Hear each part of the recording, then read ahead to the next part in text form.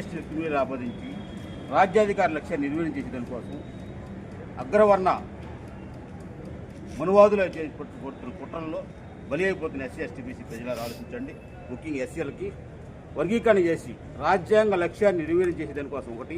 రెండోది, ఈ ప్రభుత్వం ఏదైతే సూపర్ 6 కావచ్చు, మేనిఫెస్టో కావచ్చు, ఆ యొక్క ఆలోచన లేకుండా ప్రజలను తప్పుదావ పట్టించడం కోసం ఈ వర్గీకరణ అంశాన్ని లేవనెత్తి ప్రజల్ని తప్పుదావ పట్టించే ప్రయత్నం చేస్తున్నాడు చంద్రబాబు నాయుడు గారు. గౌరవ ముఖ్యమంత్రి గారు, మీరేది హామీలు ఇచ్చారో హామీలు నెరవేర్చండి, పోలవరం పూర్తి చేయండి, అమరావతిని పూర్తి చేయండి.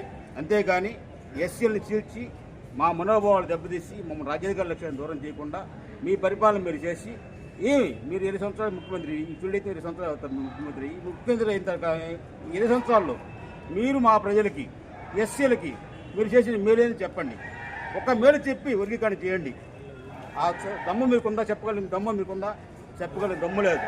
ఇంకోటి, ఈ ప్రభుత్వం కావచ్చు, మీ మామగారు 30 సంవత్సరాల నుంచి ప్రభుత్వం, మీ గవర్నమెంట్ టీడీపీ గవర్నమెంట్ ఉంది. ఈ టీడీపీ గవర్నమెంట్లో ఏమాత్రం ఎస్సీలకి ఎస్టీలకి మేలు చేశారో తెలుసుకోవాలని చెప్పని కోరుతూ ఏమేం చేసుకుంటూ